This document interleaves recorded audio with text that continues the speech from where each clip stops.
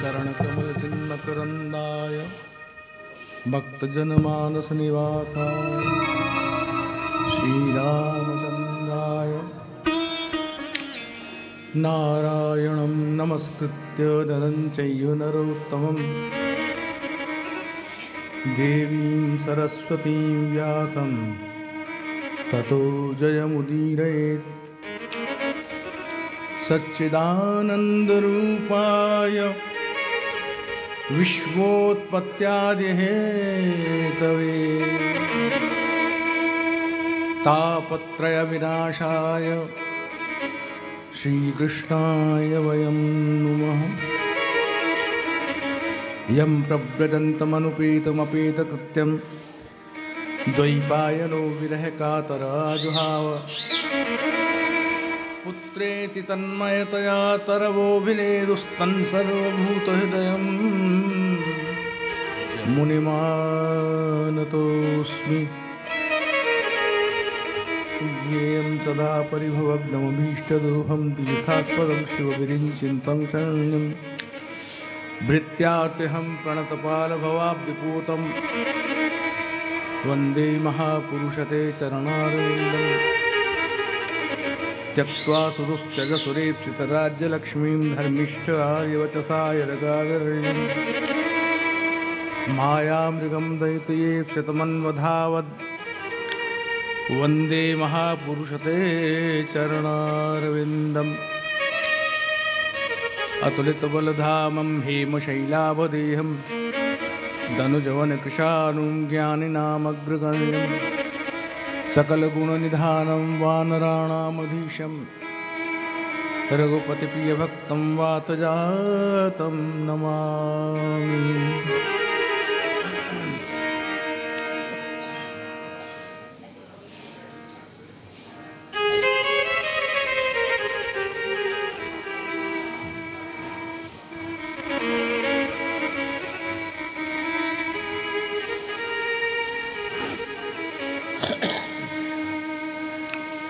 श्री कृष्ण गोविंद हरे मुरारे, हे नाथ नारायण वासुदेव। श्री कृष्ण गोविंद हरे मुरारे, हे नाथ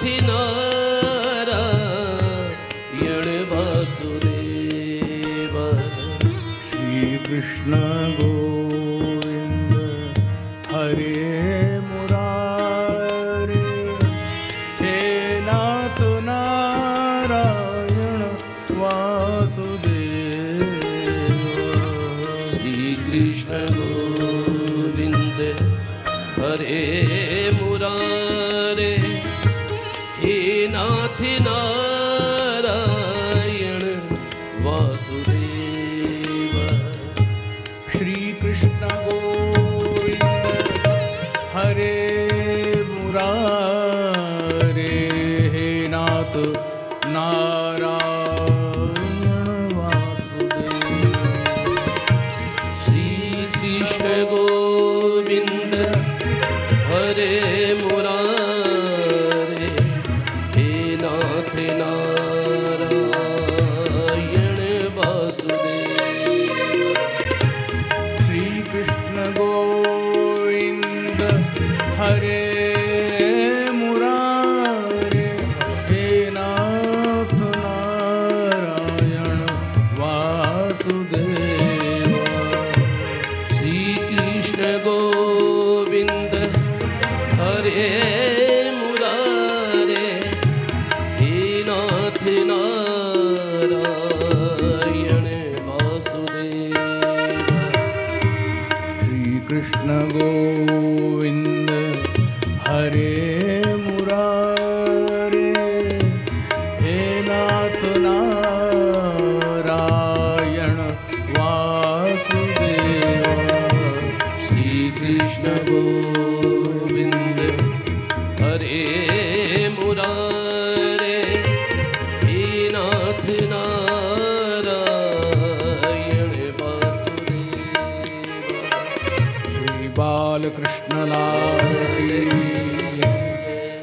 जय जय श्री राधे, जय जय श्री राधे, जय जय श्री राधे।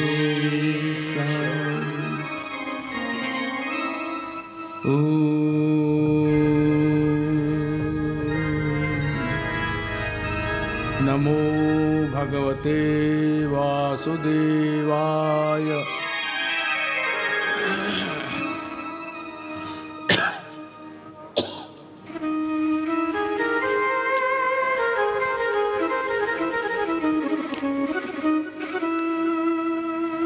भगवान श्री कृष्ण की आनंदमयी बाल लीलाएं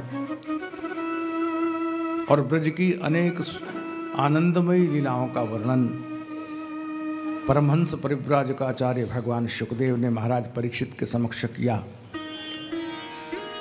महाराज परीक्षित ने नित्य की भांति महामुनि श्री शुकदेव का वंदन करके, पूजन करके, उनको नमन करके, उनके सन्मुख विराजमान हो भगवान की उन लीलाओं में अंतरंग जो अनुभूति थी उसको एक क्षण अनुभव किया। श्री सुखदेव जी कहते हैं कि ब्रज की लीलाओं में श्री कृष्ण की सर्वाधिक महत्वपूर्ण जो लीला थी वो थी प्रेम, प्रेम की लीला। गोपियां श्री कृष्ण को बहुत प्रेम करती थीं और इसीलिए श्री कृष्ण के मथुरा गमन के पश्चात गोपियों को बहुत अधिक श्री कृष्ण की स्मृति होती थी। और इसी काल में भगवान श्री कृष्ण मथुरा जब चले गए तो गोपियां उनकी लिए बहुत विलाप करती। भगवान श्री कृष्ण ने जहाँ एक ओर प्रेम का निर्वाह किया वहाँ दूसरी ओर असुरों का उद्धार भी किया। सुदर्शन का उद्धार किया, शंखचूड़ का उद्धार किया, नंद बाबा को उस अजगर से छुड़ा लिया जो शापित था। भगवान ने उद्धार किया। गोपियां भगवान श्री कृष्ण के आगमन पर नित्य उनका स्मरण करती हुई ध्यान करती। भगवान अपने बाएं कपोल को बाईं भुजा पर, बाएं स्कंद पर रखकर वेणु का जब निनाद करते हैं तो बड़े मोहक लगते हैं। वाम बाहुकृत वाम कपोलो, बांसुरी बजती तो सिर टेढ़ा करके बजती है, सीधी नहीं बच सकती है। तो भगवान की वही मुद्रा है, त्रिभंगी भंगिमा है, उसी की का स्मरण ये गोपियां करती हैं। इस बीच भगवान ने अरिष्टासुर का वध किया था, केशी का उद्धार किया था और अक्रूर ब्रज में गए थे समाचार लेने, लेकिन ब्रज की ये दशा देखकर अक्रूर भी हतप्रभ रह गए हैं। अक्रूर जब मथुरा से चले थे तो भगवान को सिर्फ एक ही दृष्टि से स्मरण करते थे, किसी तरह से भगवान का दर्शन हो जाए। तो अक्रूरोपचताम रात्रिम मधुपुर्याम महामते। एक रात्रि मुश्किल से मथुरा रुके और सुबह उषित्वा रथमास्थाय प्रयऊ नंद गोकुलम। सुबह होते ही गोकुल में चले गए थे, वहाँ भगवान का दर्शन किया तो धन्य हो गए। लौट कर आए हैं, भगवान श्री कृष्ण का आनंदमय दर्शन किया और जब मथुरा लौटे तो कंस ने भेजा है अक्रूर को कि देखो क्या है, लेकिन वहाँ तो लीला ही कुछ अद्भुत थी।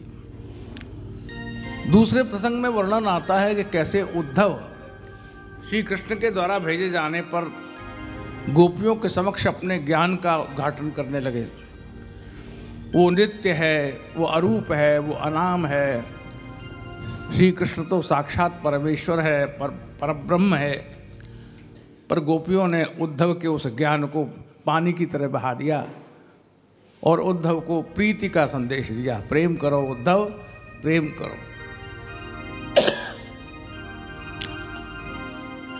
इस तरह से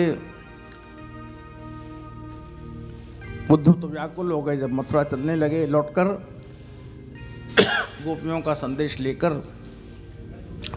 तो उद्धव तो एक ही कामना करते हैं, आशा महो चरण रेणु जुषाम हम श्याम वृंदावने केवपि गुल्म लतौषधीनाम। हे विधाता, मुझे दूसरा जन्म इन गोपियों के पदरज को हम प्राप्त कर सकें ऐसा मिले। मैं कोई लता पत्रादि हो जाऊं, वृक्ष हो जाऊं ब्रज की। और इस तरह से उद्धव व्याकुल होकर के पधारे थे। श्री कृष्ण ने देखा कि ये मेरे सखा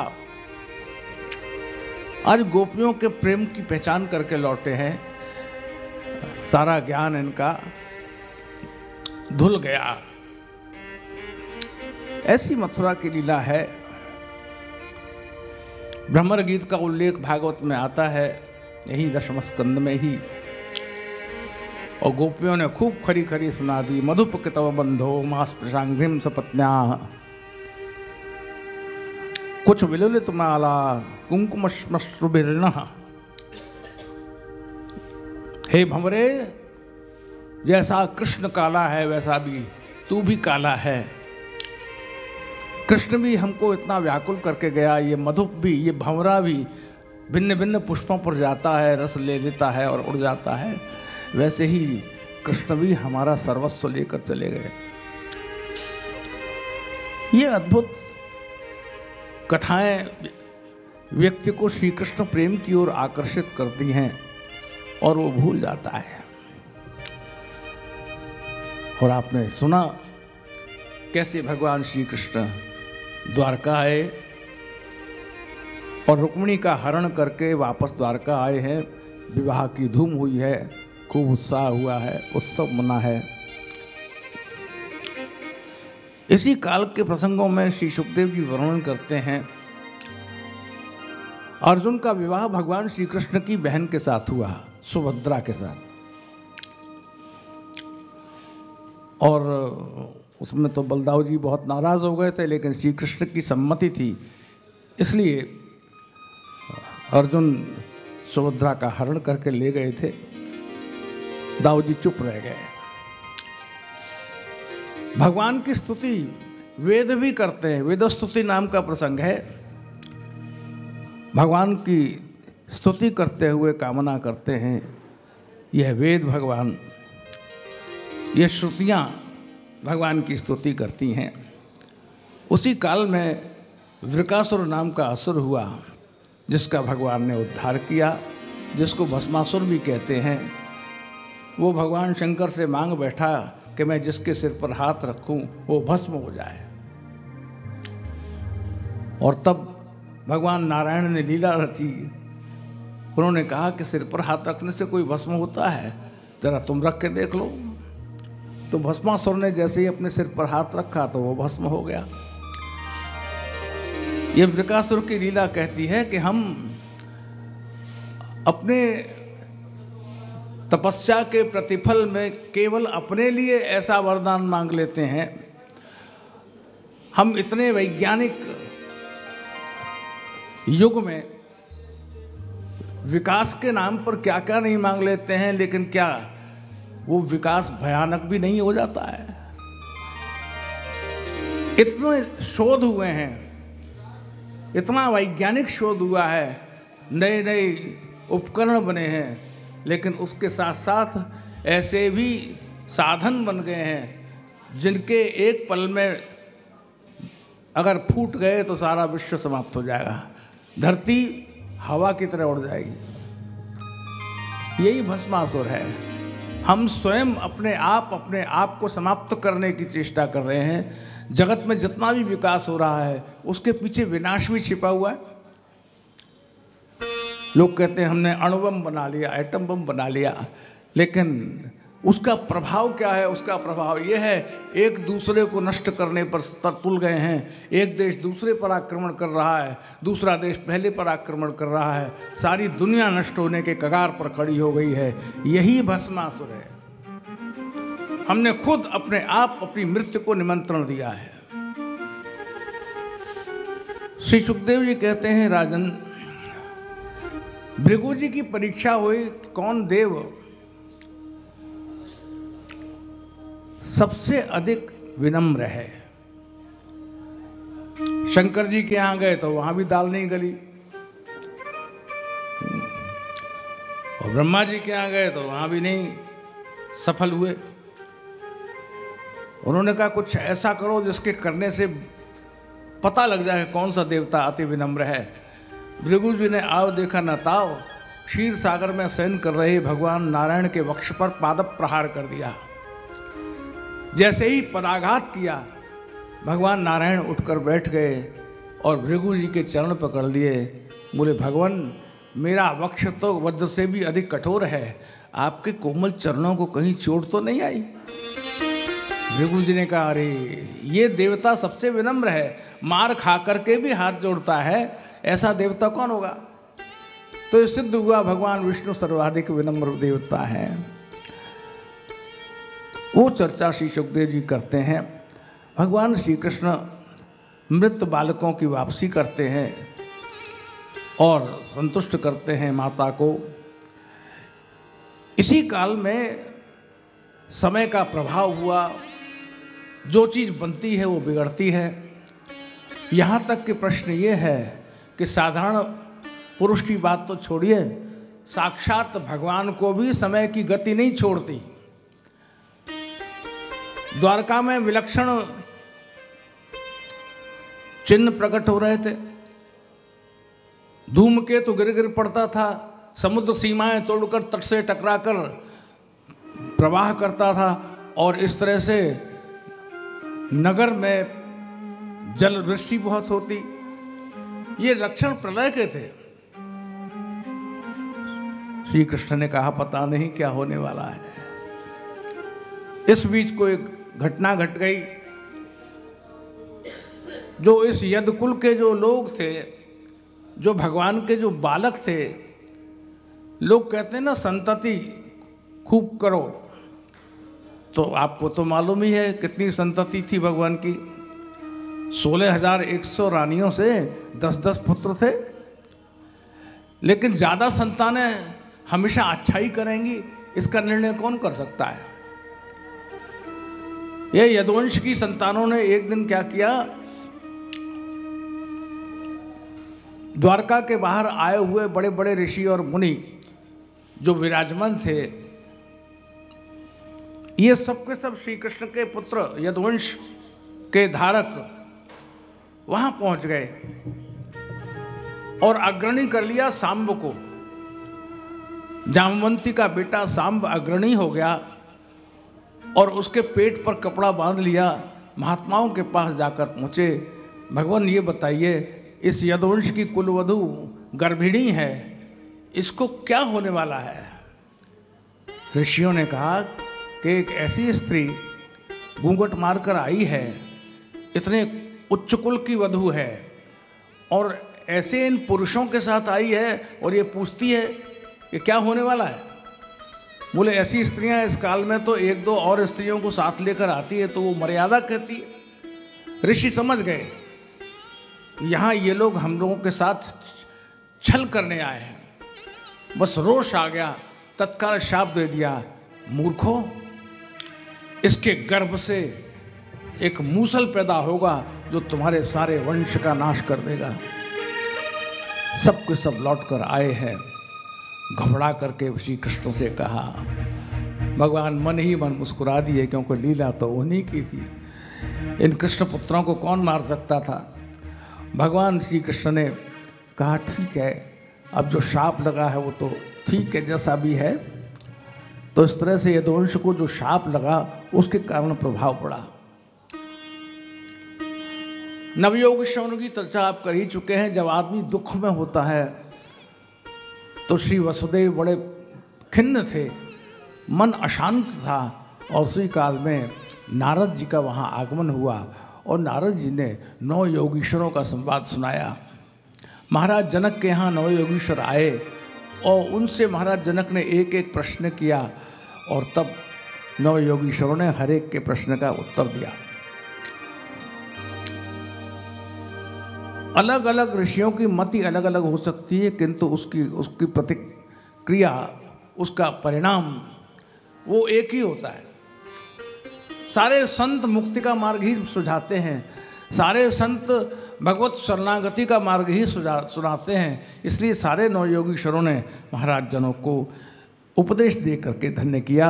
महाराज जनक भी स्वयं बड़े ज्ञानी थे, लेकिन ज्ञानी होने का अभिमान न हो, इसलिए महाराज जनक आने वाले संतों के चरणों में पढ़कर प्रश्न करते रहते थे।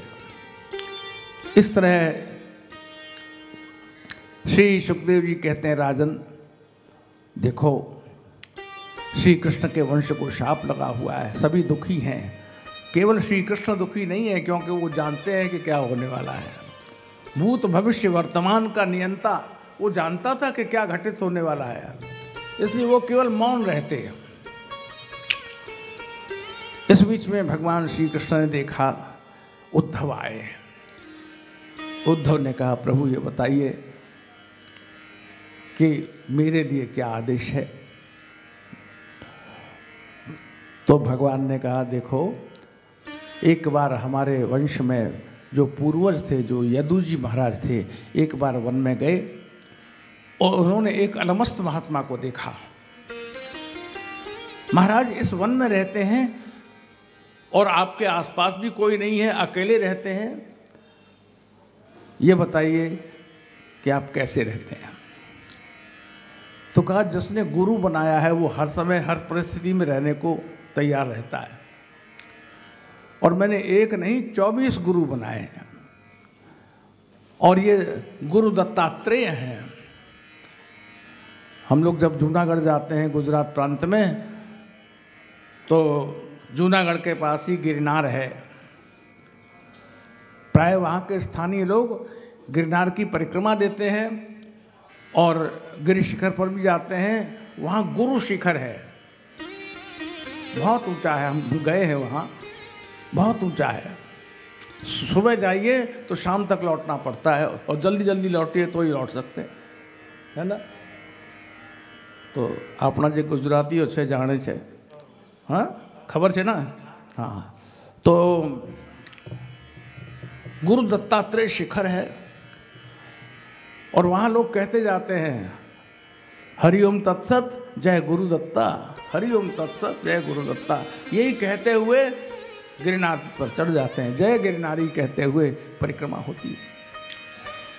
तो गुरु दत्तात्रेय ने कहा कि देखो, मैंने 24 गुरु बनाए, और 24 गुरु में जो पहला गुरु था वो पृथ्वी था, धरती। धरती से मैंने क्षमा सीखा। ये पद दलित रहती है, लोग इसके ऊपर पांव रखते हैं, चलते हैं, दूषित भी करते हैं, प्रदूषित करते हैं, तो भी धरती हमेशा क्षमा करती है। धरती मेरा गुरु। आकाश से अखंडता, ये मैंने सीखी। वो कभी अलग नहीं हो सकता। आकाश घट बना लीजिए तो एक दीवार ज़रूर आ जाती है मिट्टी की, लेकिन घट के अंदर भी आकाश है और घट के बाहर भी है। उसको भी गुरु बनाया मैंने। अग्नि को गुरु बनाया, सूर्य को गुरु बनाया, अजगर पर सीखा प्रारब्ध निर्वाह रहना, और मैंने पतंगे से सीखा निष्कामता, हाथी से आसक्तिहीनता। हाथी को पकड़ने के लिए लकड़ी का हाथी बना देते हैं, वो सामने गड्ढा होता है, तो हाथी को देखकर वो हाथी आता है तो वो लकड़ी का, लेकिन अचानक गड्ढे में गिर जाता है, पकड़ा जाता है। लौकिक संगीत न सुने, ये मछली से सीखा। मछली हिरण ने संगीत के सुनने के कारण ही हिरण पकड़ में आता है। मैंने मछली को भी देखा, ये फंस जाती है, बंसी फेंकी, मुख में अटकी और बस उसमें फंस गई, उठाकर मछुआरा ले जाता है। मैंने एक वेश्या से भी सीखा। वेश्या, जिससे सीखो वो गुरु है। वेश्या नित्य आने वाले अतिथि की प्रतीक्षा करती, आज कोई आएगा, मैं उसको गीत सुनाऊंगी, मैं नृत्य करूंगी, ये करती थी। लेकिन एक दिन भर कोई नहीं आया।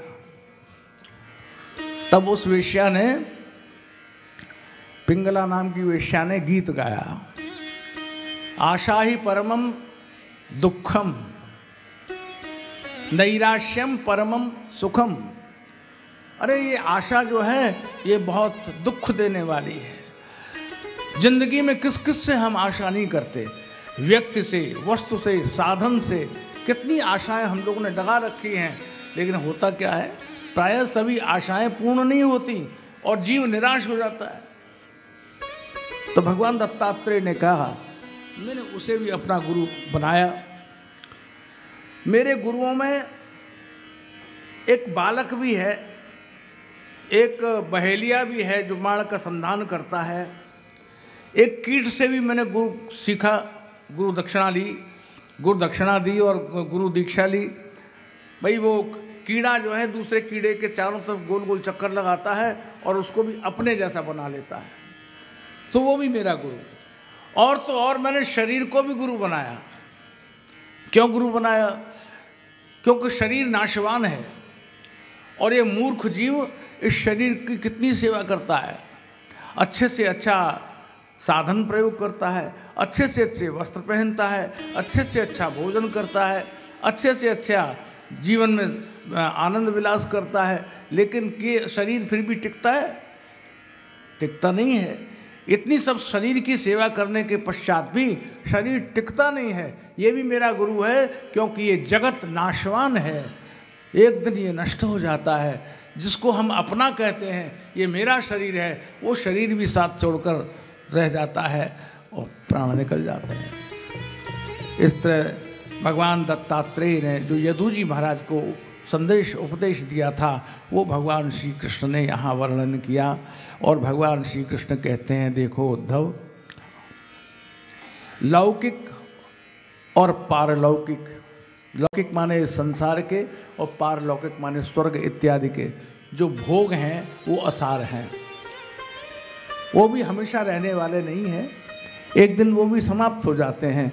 दो तरह के जीव इस जगत में हैं, बद्ध और मुक्त जीव। बद्ध माने बंधा हुआ और मुक्त माने मुक्त, उसे किसी से कुछ लेना देना नहीं, मस्त रहता है, जो होता हो जाए, कोई चिंता की बात नहीं है। सत्संग की महिमा अपार है। भगवान श्री कृष्ण कहते हैं, देखो सनकादिक इत्यादि ब्रह्मा सहित हंस भगवान से जब प्रश्न करते हैं तो भगवान हंस ने जो उत्तर दिया था वो भी यही था। महाराज उद्धव ने पूछा, प्रभु ये बताइए जीव के दुख का कारण क्या है? तो भगवान ने कहा, जीव के दुख का कारण तो सबसे बड़ा यही है कि मैं, अहंकार, वो इसी के कारण दुखी है। मैं करता हूँ, ये मेरा है, वो मेरा है, सब कुछ मेरा है, मैं, उसके दुख में ये मैं ही शामिल होता है। तो मैं न हो तो सुखी हो जाएगा।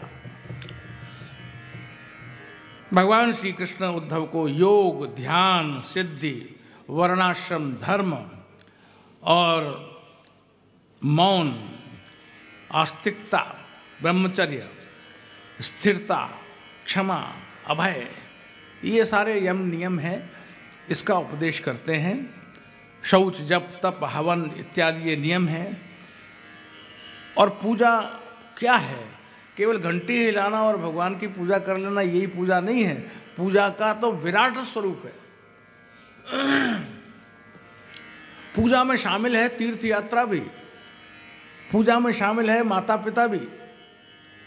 घर में बड़े बूढ़े हैं, उनका सम्मान करना, परोपकार करना, संतुष्ट रहना, गुरु की सेवा करना, ये इस प्रकार से इस जगत में 24 तत्व हैं और 25वां ईश्वर है।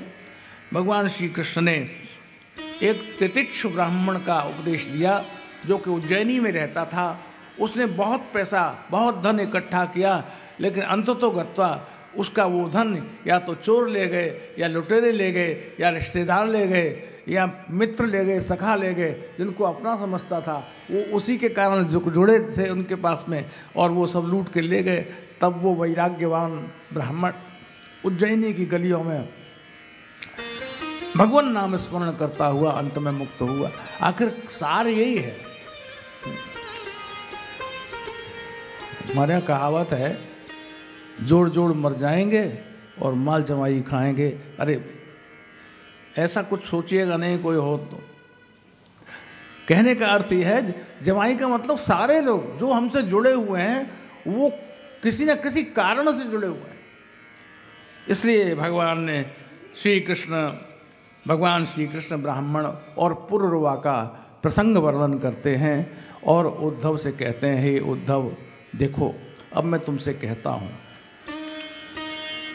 उद्धव कहते हैं धर्म कहाँ जाएगा, आप धर्म की स्थापना के लिए आए थे। भगवान ने कहा धर्म है भागवते स्थिता, ये पहले ही सूत जी कह चुके हैं। धर्म भागवत में स्थित है। जो भागवत का पारायण करेगा और जो भागवत के प्रसंगों को सुनेगा, स्वाध्याय करेगा, तो उससे उसको जीवन जीने का एक तरीका मिलेगा। कैसे जिए ये भी एक प्रश्न है। तो कैसे जिए, चाहे जैसे जिए, ये जीवन नहीं है। एक तरीके से जिए ये जीवन है, एक मर्यादा से जिए ये जीवन है। और हम जिस युग में रह रहे हैं ये तो कलिकाल है। आज कोर्ट कह देता है लिविंग रिलेशन भी उचित है, शादी करो न करो, लेकिन कोई लड़का लड़की साथ साथ कभी भी रह सकते हैं। और उससे जो संतान होगी वो भी न्यायिक दृष्टि से वो भी अधिकारी होगी अपने माता पिता के संपत्ति का। लेकिन ऐसा कर दिया कोर्ट ने, सरकार ने, जो विधान पास हुआ है वो ये है, अगर लिविंग रिलेशन में भी रहोगे तो उसका भी रजिस्ट्रेशन कराना पड़ेगा।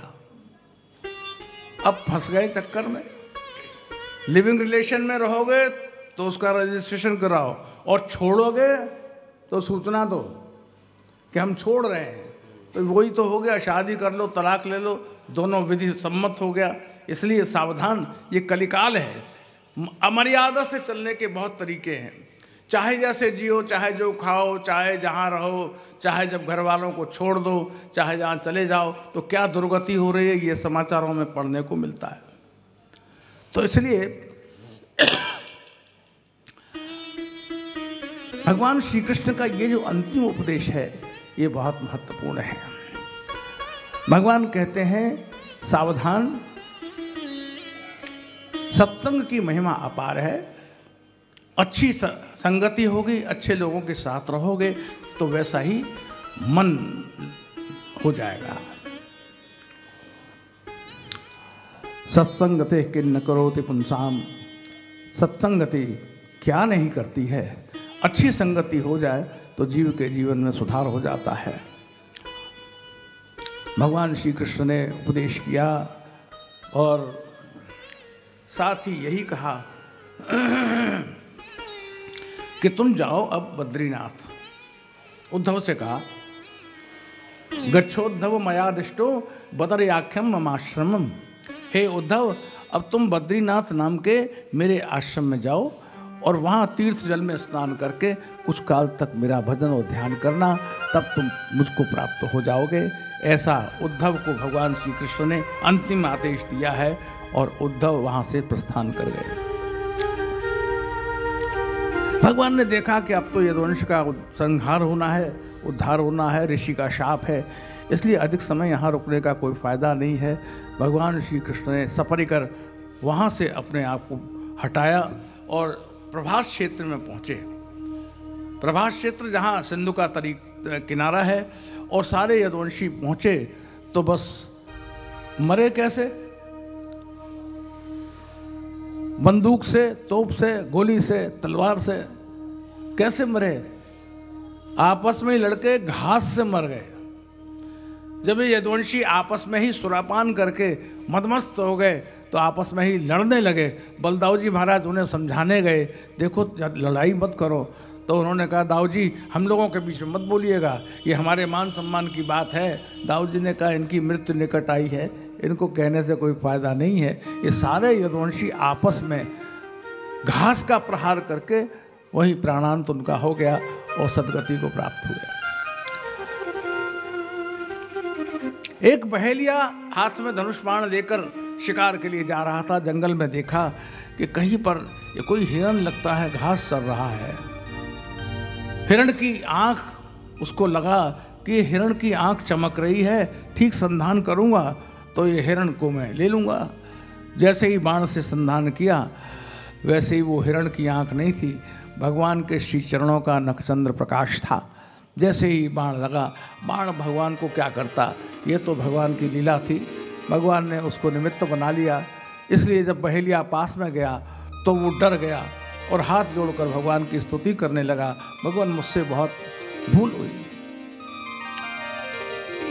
भगवान का जन्म मथुरा में हुआ और शरीर छोड़ा गुजरात में जाके, है?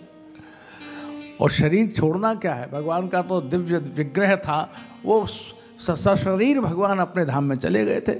तो उसको कहा भाई ऐसा कुछ नहीं, चिंता मत करो, तुम्हारा ये बाण मुझको जो लगा है ये कोई बात नहीं। मैं जब मनुष्य देह में अवतरित होता हूँ तो लेन देन सुख दुख जीवन मृत्यु चूँकि मेरे ही बनाए हुए हैं, इसलिए उनका मैं पालन करता हूँ। पूर्व जन्म में तुम कौन थे? पूर्व जन्म में तुम बाली थे और मैंने छिप करके तुमको मारा था। तो उस समय तुमने कहा था धर्म हे तो अवतरे गुसाई और मारे मोह व्याध की नाई, तुमने कटाक्ष किया था। तो देखो पिछले जन्म में मैंने तुमको छिपकर मारा था, इस जन्म में तुमने छिपकर मारा। कोई बात नहीं, भूल चूक लेनी देनी अब बराबर हो गया, अब कोई बात नहीं है। इस तरह से उसको आश्वस्त किया और भगवान ने कहा अब तुम मेरे धाम में जाओ, स्वर्गारोहण करो, वहाँ से मेरे धाम में पधारोगे। इस तरह से भगवान श्री कृष्ण ने अभय करके उस बहेलियों को छोड़ दिया और उसी काल में भगवान श्री कृष्ण ने अपने दिव्य विग्रह, दिव्य चिन्मय विग्रह को एक क्षण में ही अपने स्वरूप में विलीन कर लिया। बोलिए श्री कृष्णचंद्र भगवान की।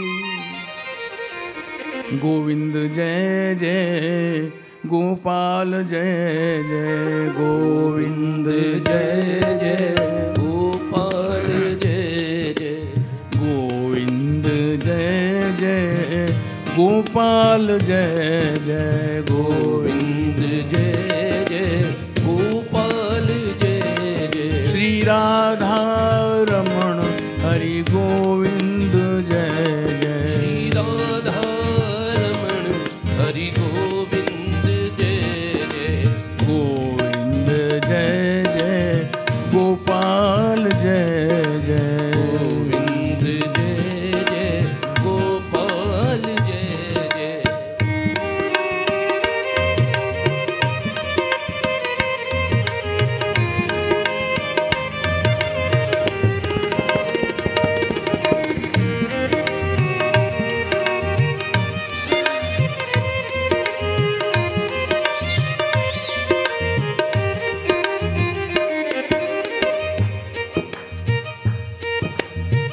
गोविंद जय जय, गोपाल जय जय, गोविंद जय जय, गोपाल जय जय, गोविंद जय जय, गोपाल जय जय, गोविंद जय जय, गोपाल जय जय, राधा रमण हरि गोविंद जय जय, राधा रमण हरि गोविंद जय जय, श्री राधा रमण हरि गोविंद जय जय, श्री राधा रमण हरि गोविंद जय जय, गोविंद जय जय, गोपाल जय जय, गोविंद जय जय, गोपाल जय जय, राधा रमण हरि गोविंद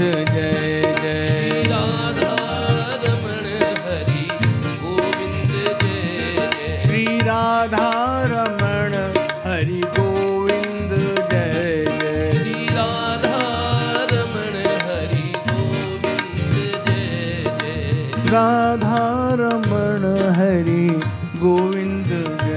जय। राधारमण हरि गोविंद जय जय। श्री सुखदेव जी महाराज की जय हो। सुखदेव जी कहते हैं, देखो राजन, तुमने संपूर्ण भागवत का श्रवण किया, तुम बड़े भाग्यशाली हो कि जीवन के अंत काल में भगवान की स्मृति तुम्हारे अंदर आ गई। यूँ तो तुम धर्मात्मा हो, लेकिन निमित्त बन जाता है। जैसे श्री कृष्ण अपने धाम में गए, वैसे ही सबको जो पैदा हुआ है वो जाता है। इसलिए अब तुम ने पूछा था कैसे मरूं, तो अब तुम तैयारी कर लो। जितासनो जितश्वासो जितसंगो जितेंद्रिय है। अब यहाँ वक्ता में वक्ता है। सुखदेव जी महाराज परीक्षित को कथा सुना रहे हैं, वहाँ सूत जी ऋषियों को कथा सुना रहे हैं, यहाँ हम आपको कथा सुना रहे हैं। लेकिन कथा में भेद नहीं है, कथा वही है। वक्ता बदल रहे हैं, श्रोता बदल रहे हैं, समय बदल रहा है। हजारों वर्ष पहले वो था, वो एक समय था, और आज भी वही समय है। लेकिन कथा में कोई परिवर्तन नहीं है, कथा वही है। इसलिए श्री सुखदेव कहते हैं, हे राजन, अब तुम इस बात का मन में विचार छोड़ दो। तुम तो राजन मरिष्येति, तुम मरोगे, ये विचार छोड़ दो। तुम मरोगे नहीं, तुम पैदा हुए ही नहीं थे। जो पैदा नहीं हुआ वो मरेगा कैसे? आत्मा अदर है, अमर है, वो मरता नहीं है। इसलिए यह पशु बुद्धिम इमाम त्यजेत, इस पशु बुद्धि का परित्याग कर दो। जब कोई कहता है ना मैं मरूंगा, तो वो ये उसका विचार कैसा है? पशु का विचार है। ये तो कोई पशु सोचता है कि मैं मरूंगा। तुम मनुष्य हो, तो पशु बुद्धि इमाम जही, इस पशु बुद्धि का परित्याग कर दो, नष्ट कर दो। तुम मरोगे नहीं, तुम अमर हो, नित्य हो, अमरत्व प्राप्त किया है तुमने। इसलिए भगवान सुखदेव ने महाराज परीक्षित को अंतिम उपदेश दिया। श्री सूत जी महाराज कहते हैं कि एक क्षण में महाराज परीक्षित ने ध्यान किया, गंगा के तट पर विराजमान हो गए, सुखदेव जी का पूजन किया। जैसे आए थे पहले दिन, वैसे ही 7वें दिन सुखदेव जी का गमन हो रहा है। उनका पूजन किया और उनका वहाँ से उनकी विदाई की। महाराज परीक्षित ध्यान में बैठ गए हैं। उधर तक्षक खलबलाता हुआ चला आ रहा था, क्योंकि शाप तो यही था तक्षक के दंश से मृत्यु होगी। तो तक्षक चला आ रहा था। रास्ते में एक ब्राह्मण मिल गए। उनको ऐसा मंत्र मालूम था कि उस सर्प के मंत्र को वो बेकार कर देते थे। तो ब्राह्मण जा रहे थे कि मैं महाराज परीक्षित को फिर से जीवित कर दूंगा, क्योंकि धर्मात्मा राजा है, प्रजा सुखी रहती है ऐसे काल में। तो तक्षक ने कहा ये तो गड़बड़ हो जाएगी, मेरा तो यश है कि मैं जिसको काटता हूँ वो फिर से जिंदा नहीं रह सकता, इसलिए अब क्या करूँ। तो मनुष्य के रूप में वो तक्षक उस ब्राह्मण के पास पहुँचा और कहा, ब्राह्मण देवता, तुम क्यों महाराज परीक्षित को जीवित करना चाहते हो? बोले, महाराज वो धर्मात्मा राजा हैं और फिर से जीवित हो जाएंगे और बदले में मुझको कुछ धन मिलेगा।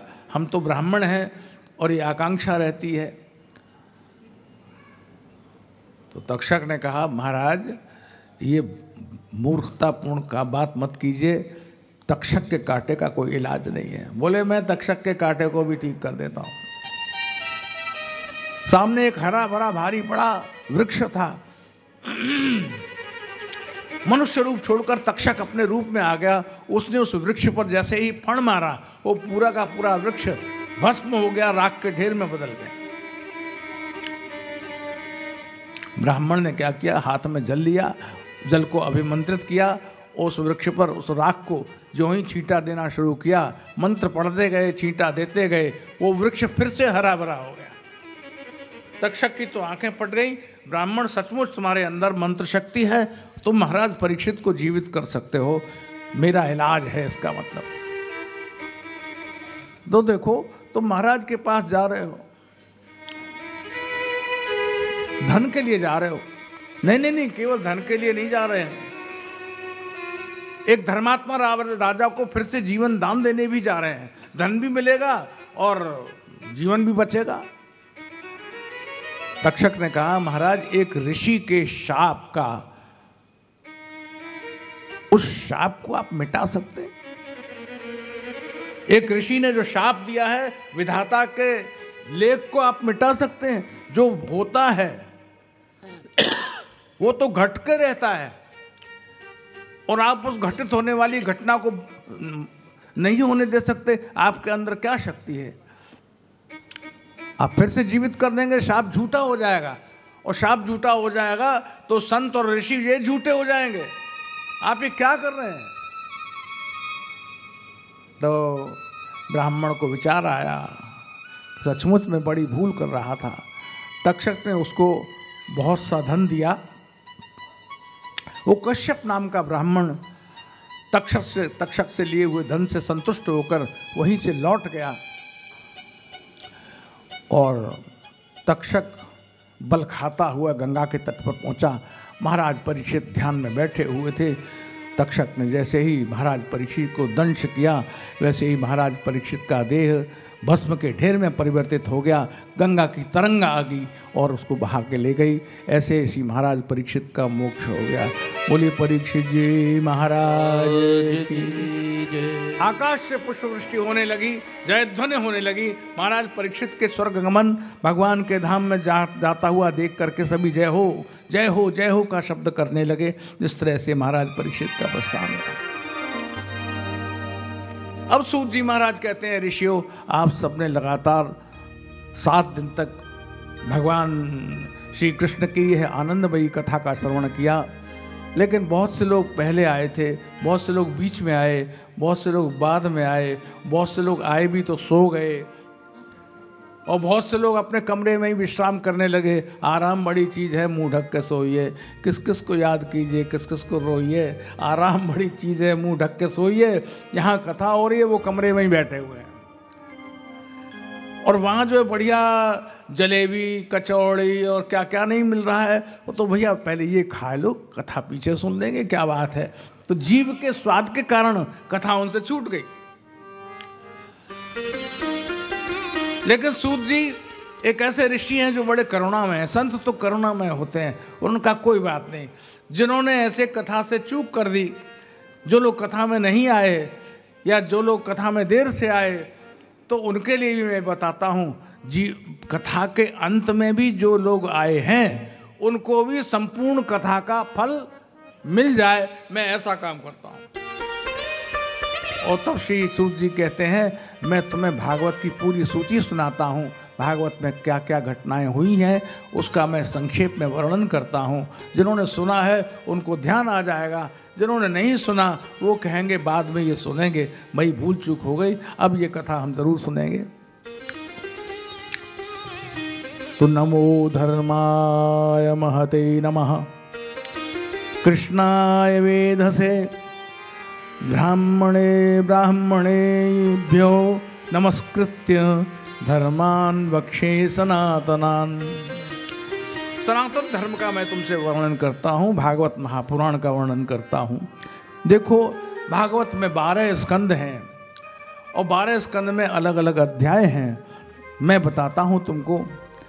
पहले स्कंद में भक्ति योग, वैराग्य, नारद चरित्र, परीक्षित का शाप और सुखदेव जी का आगमन, ये पहले स्कंद में वर्णन किया गया है। दूसरे स्कंद में योग द्वारा शरीर की त्याग विधि पूछा था, महाराज मरूं कैसे। महाराज परीक्षित ने जब भगवान सुखदेव से पूछा तो वो विधि बताई, जितासनो जितश्वासो जितसंगो जितेंद्रिय है। इस तरह से उसका वर्णन यहाँ होता है। ब्रह्मा और नारद संवाद है, अवतारों का वर्णन है, प्राकृतिक सृष्टि है, 4 श्लोकों की भागवत है और महापुराण के लक्षण हैं, 10 लक्षण। इसका वर्णन दूसरे स्कंद के अंत में किया गया है। तीसरे स्कंद में उद्धव और विदुर संवाद है, विदुर मैत्रेय मिलन है, ब्रह्मांड की उत्पत्ति है, वाराह अवतार है, हिरण्याक्ष का प्राकट्य है और उसका उद्धार है। मनु और शत्रुपा की कथा है, कर्दम और देवहूति की चर्चा है, और भगवान कपिल के अवतार की चर्चा है, सांख्य के अवतार भगवान कपिल। इस तरह से तीसरे स्कंद की चर्चा है। चौथे स्कंद में दधीच आदि 9 प्रजापतियों की उत्पत्ति है, दक्ष यज्ञ है, सती का देह त्याग है, ध्रुव का चरित्र है, महाराज प्राचीन बरहे की चर्चा है, और महाराज पृथु का भी चरित्र वर्णन है। महाराज पृथु ने कैसे इस पृथ्वी को संभाला और उनके नाम से ही इस धरती का नाम पृथ्वी हो गया। ये चौथे स्कंद के विषय हैं। पांचवें स्कंद में महाराज प्रियव्रत की चर्चा है। महाराज नाभि, ऋषभ, भरत, पाताल और नरकादि वर्णन है, और अजामिल का चरित्र है, जिसने पूछा था कि महाराज किसी व्यक्ति ने अगर बहुत से पाप किए हों तो उन पापों से मुक्ति कैसे हो सकती है? तो बोले हो सकती है, जो भगवान का नाम लेता है वो पाप मुक्त हो जाता है। तो इसलिए नारायण नाम जो रखा था अजामिल ने, उस नारायण का नाम पुकारने से अजामिल का मोक्ष हो गया और सद्गति को प्राप्त हो गया। ऐसे ये वर्णन आए हैं। छठे स्कंद में प्रचेता है, दक्ष है, वृत्रासुर है, महर्षि दधीच, जिन्होंने देवताओं के लिए अपने देह का त्याग कर दिया और उनको अपनी अस्थि दी, वृत्रासुर का उद्धार हुआ। सातवें स्कंद में हिरण्यकश्यप का जन्म है और प्रहलाद चरित्र का मुख्य रूप से वहाँ वर्णन किया गया है। आठवें स्कंद में मनवंतर है, गजेंद्र मोक्ष है, समुद्र मंथन है, कूर्मावतार है, मत्स्यावतार है, मोहिनी अवतार है, और अमृत की उत्पत्ति है। और उसी स्कंद में भगवान वामन का अवतार है।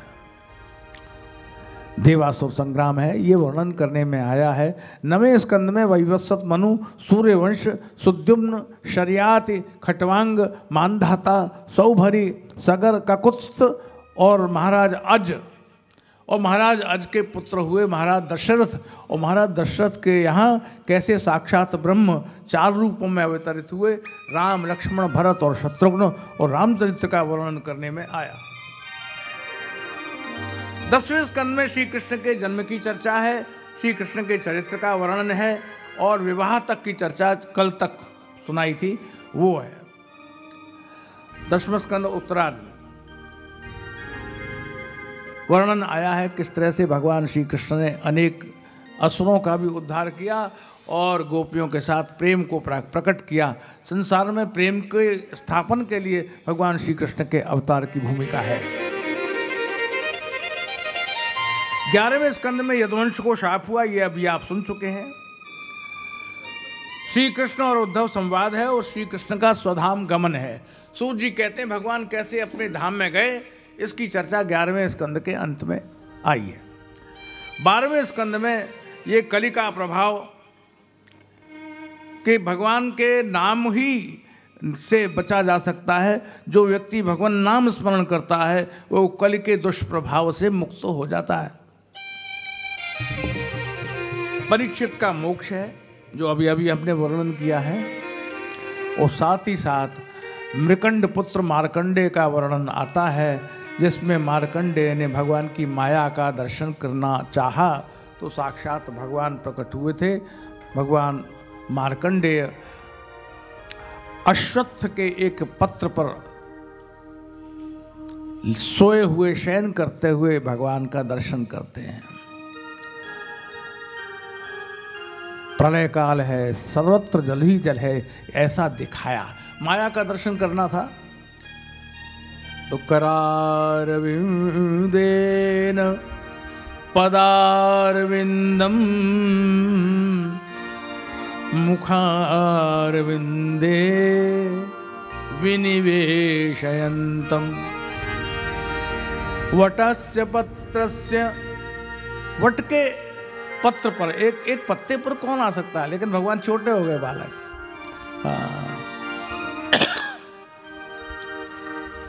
सुकेशयानं बालं मुकुंदम मनसा स्मरामि।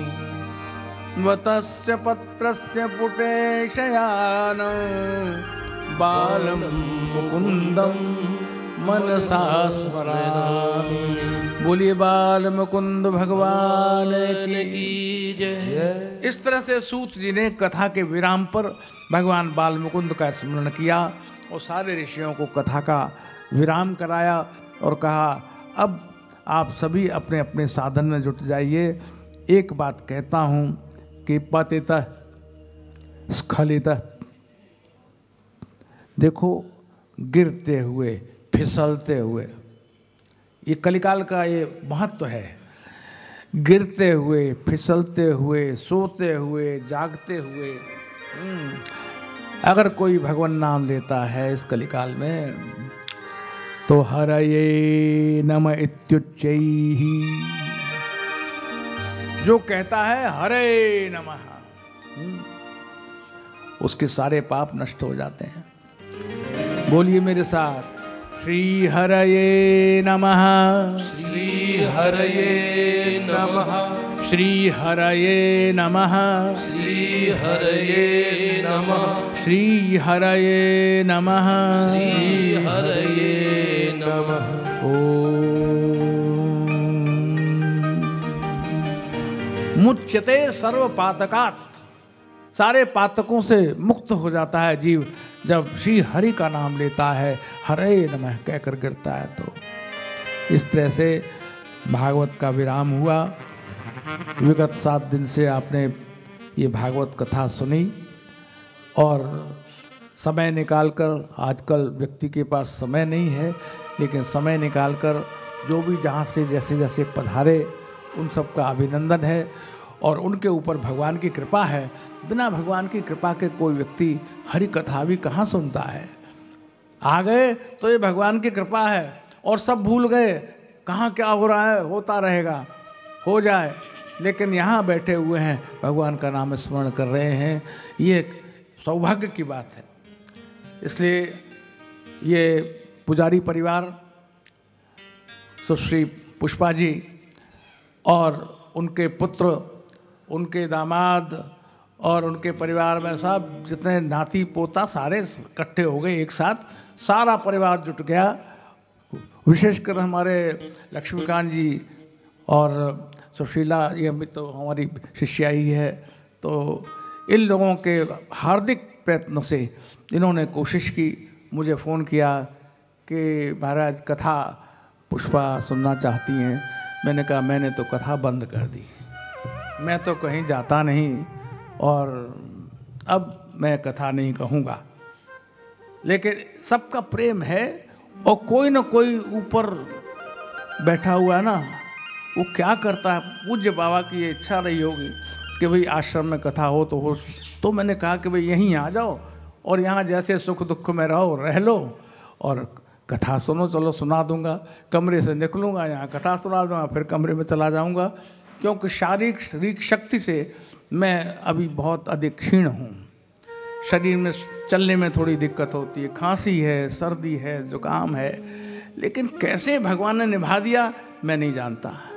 ये 7 दिन भगवान ने निभा दिया, भले ही थोड़ा बोला लेकिन पूरा बोला, अधूरा नहीं छोड़ा, कथा पूरी सुना दी मैंने। और इस तरह से ये हमारे गौतम जी बैठे हुए हैं, इनके अंदर भी बहुत प्रीति थी, सपत्नीक विराजमान है, यही यजमान रहे, बना दी। तो भगवान जिसका चयन करना चाहते हैं वो ही कर सकता है, हर एक कोई नहीं कर सकता। ईश्वरेच्छा बलीयसी, ईश्वर की इच्छा होती है तभी कुछ सत्कर्म हो सकता है, अन्यथा नहीं हो सकता। मैं आप सबके प्रति शुभ कामना करता हूँ, मंगल कामना करता हूँ, भगवान से प्रार्थना करता हूँ कि आपके जीवन में हरि भक्ति बनी रहे। धन तो बहुत उसका कोई मतलब नहीं है, आज है कल नहीं है, कभी रहता है कभी नहीं रहता, लेकिन कथा धन की वस्तु नहीं है। इसलिए मैंने बिल्कुल निर्भय कर दिया, मैंने कहा चिंता मत करना, कथा सुनना बस, धन की कोई बात नहीं है। धन तो ईश्वर ही करेगा जो कुछ करेगा, पता नहीं कहाँ से क्या करेगा, कोई ठिकाना नहीं है। तो कथा सुनो, आनंद लो। तो आप सबने सुनी और आप सबके प्रति ईश्वर कृपा है इसीलिए सुनी। मैं आप सबके प्रति मंगल कामना करता हूँ और कथा का विराम करता हूँ। सबको जाना है, सबके रिजर्वेशंस हैं और समयानुसार सबको अपनी अपनी गाड़ी मिल जाए, साधन मिल जाए, लोग अपने अपने घर पहुंच जाएं। तो आप सबके लिए मैं भगवान से प्रार्थना करता हूं कि आप सकुशल अपने घर तक पहुंच जाएं और घर की रोटी खाएं। यहाँ तो 7 दिन जैसा मिला वैसा खाया, किसी में कभी मिर्च हुई, कभी नमक ज़्यादा हुआ, कभी कुछ हुआ, कभी कुछ हुआ। अब वो बनाने वाला व्यक्ति है, कैसे बनाता है, क्या करें। लेकिन ठाकुर जी का भोग लग गया तो वो प्रसाद हो गया, तो प्रसाद हो गया तो ठीक है, खा लो, पानी मिला के खा लो उसमें। तो ऐसे आपने सुख दुख सहा, कुछ तकलीफ सही, लेकिन अपने घर में तो रोटी अपनी होती है, चाहे जैसी बनवाओ और चाहे जैसी सब्जी बनवाओ, चाहे जैसा मालपुआ खाओ, खीर बनाओ। तो आप सबके लिए मैं शुभकामना करता हूँ और प्रभु आपका हमेशा मंगल करें। इन शब्दों के साथ विराम 2 घड़ी भगवान के नाम का स्मरण करें और फिर अपने जैसा आपका कार्यक्रम है उसके अनुसार अपना निश्चय करें। गोविंद गोपाल आओ, गोविंद गोपाल आओ, गोविंद गोपाल आओ, गोविंद गोपाल आओ, हरि गोविंद गोपाल आओ, गोविंद गोपाल आओ, गोविंद गोपाल आओ, गोविंद गोपाल आओ, प्रभु आकर के दर्श दिखाओ, प्रभु आकर के दर्श दिखाओ, आकर के दर्श दिखाओ, प्रभु आकर के दर्श दिखाओ, गोविंद गोपाल आओ, गोविंद गोपाल आओ, गोविंद गोपाल आओ, गोविंद गोपाल आओ।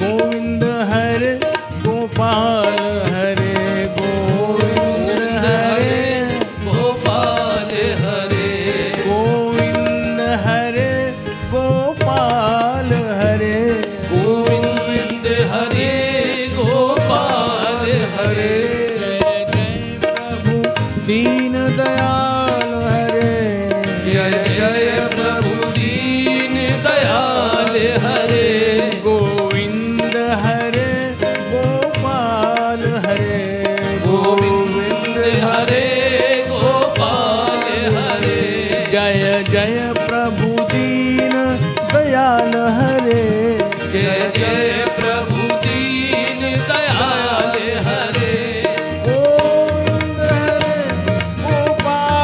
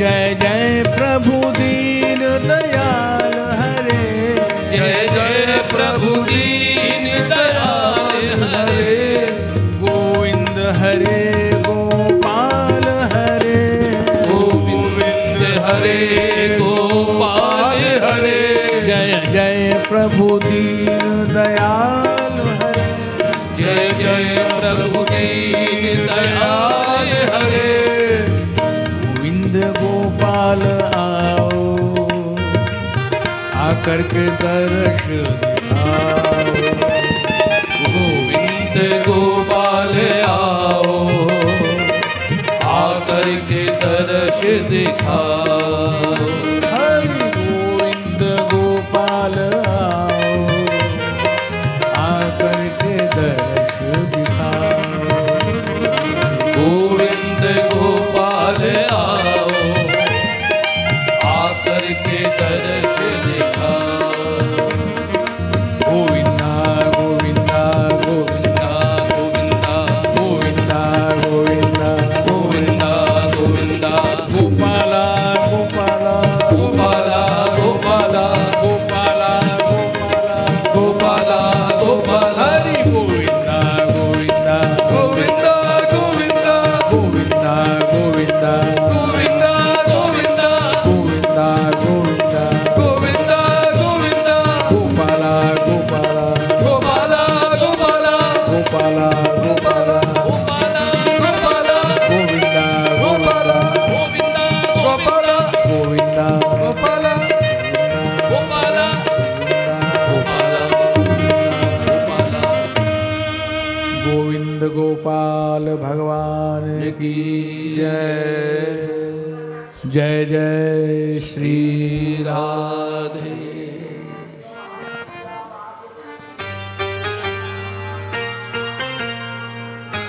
आरती करेंगे इसके पश्चात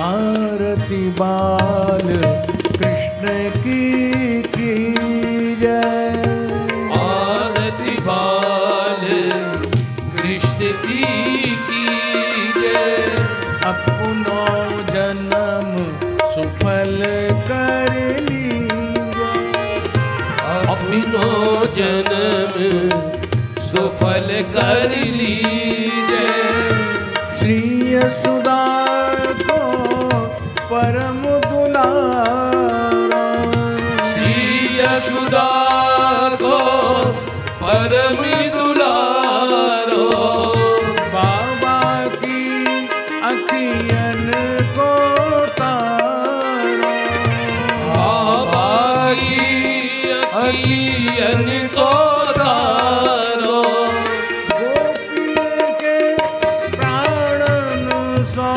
प्यारो, गोविंद के प्राण सो प्यारो, इन पे प्राण निछावर कीजय, इन पर प्राण निछावर की जय, आरती बाल कृष्ण की जय, आरती बाल कृष्ण की जय, बलदाऊ को छोटो भैया, बलदाऊ को छोटो भैया, कनुआ कहीं कहीं बोलती मैया, कनुआ कहीं कहीं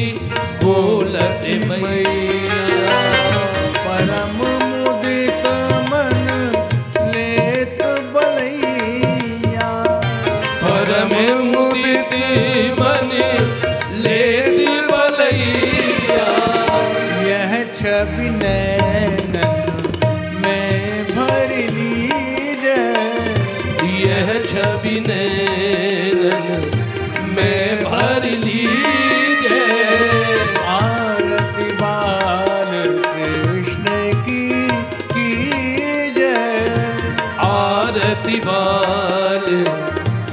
कृष्ण की जय। श्री राधावर सुघर कन्हैया, श्री राधावर सुघर कन्हैया, ब्रज जन को नवनीत खवैया, ब्रज जन को नवनीत खवैया, देखत ही मन नैन चुरैया, देखत ही मन नैन चुरैया, अपनो सरबस इनको दीजे, अपनो सरबस इनको दीजे। आरती बाल कृष्ण की जय, आरती बाल कृष्ण की जय। तो करे बोलन मधुर सुहावे, तो करे बोलन मधुर सुहावे, सखन मध्य खेलत सुख पावे, सखन मध्य खेलत सुख पावे, सोई सुकृति जो इनको ध्यावे, सोई सुकृति जो इनको ध्यावे, अब इनको अपनो कर लीजे, अब इनको अपनो कर लीजे। आरती बाल कृष्ण की जय, आरती बाल कृष्ण की जय। अपनो जन्म सुफल कर लीजे, अपनो जन्म सुफल कर लीजे। आरती बाल कृष्ण की जय, आरती बाल कृष्ण की जय। श्री बाल कृष्ण लाल की जय, श्री सुखदेव जी महाराज की जय, श्री परीक्षित जी महाराज की जय, श्रीमद् भागवत महापुराण की जय, श्री गिरिराज महाराज की जय, श्री सिद्धनाथ महादेव की जय, श्री वृंदावन धाम की जय, समस्त संत समाज की जय, जय जय श्री राधे, जय जय श्री राधे, जय जय श्री राधे।